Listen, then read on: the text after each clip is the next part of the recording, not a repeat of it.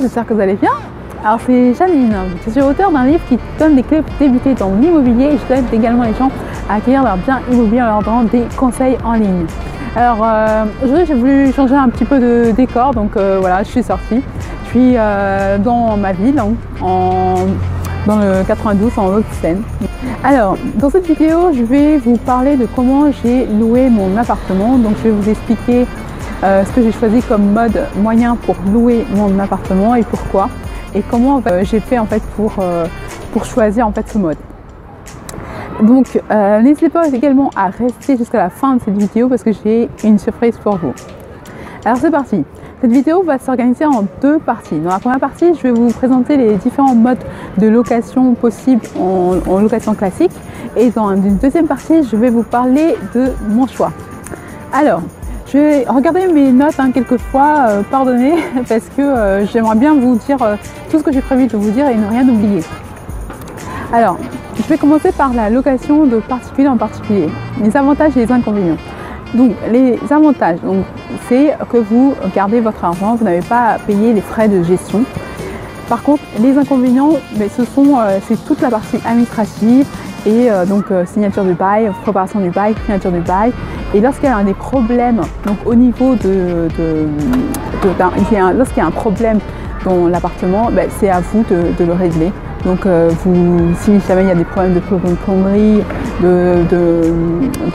d'électricité, etc., c'est vous-même qui gérez ça, et donc ça prend beaucoup de temps. Voilà, donc l'inconvénient principal, c'est le temps, la gestion administrative.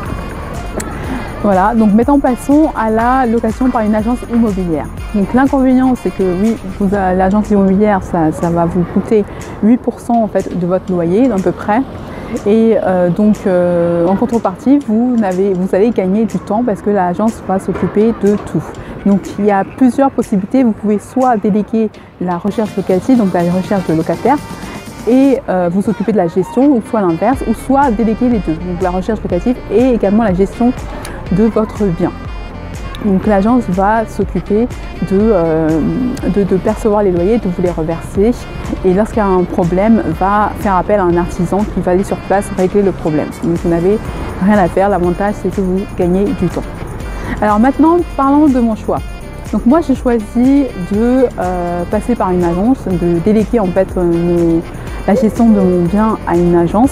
Simplement parce que déjà moi c'est mon premier bien que j'ai mis en location, et donc je ne connaissais pas beaucoup de choses à la location, et donc voilà, donc j'avais peur de faire des erreurs, etc.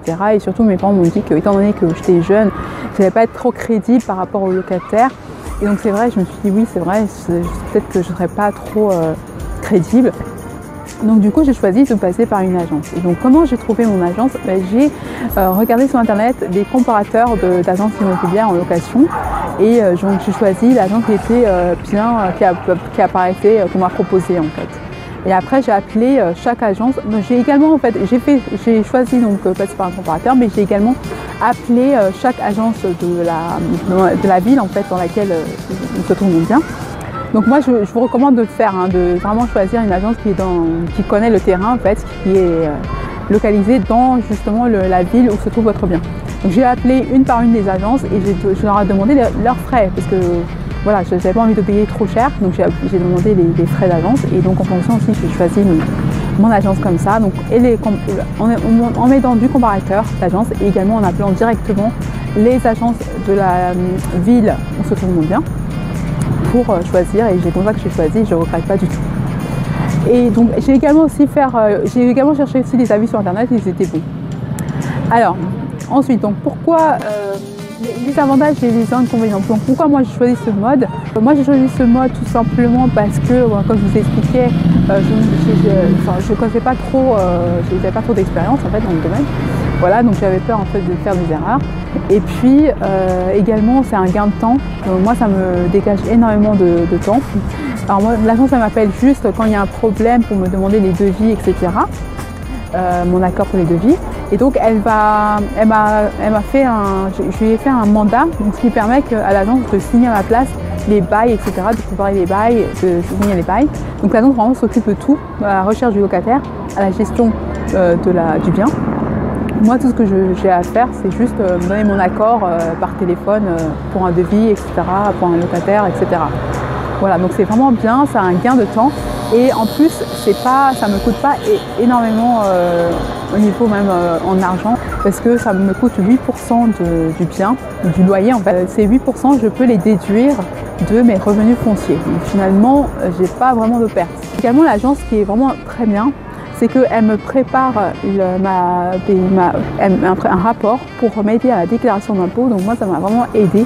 Donc j'ai le total de mon revenu foncier, j'ai ce que je dois déclarer, j'ai également les travaux qui ont été faits. Donc j'ai juste à remplir ma déclaration en ligne parce que j'ai déjà tous les calculs de fait. Voilà, moi j'ai choisi ce mode de fonctionnement. Hein. Après, chacun est libre de faire ce qu'il veut, mais je ne regrette pas du tout. Et voilà, donc même pour les travaux, etc., les problèmes, c'est vraiment génial parce que je pense que je n'aurais jamais pu y arriver sans l'agence. Voilà, c'était tout. Alors là j'ai parlé uniquement de la location.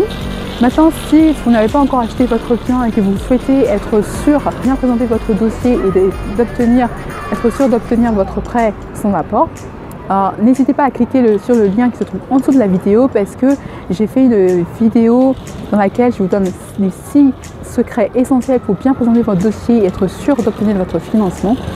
Et donc il vous suffit de répondre à quelques courtes questions pour m'aider à mieux cibler mes conseils et je vous envoie la vidéo par mail.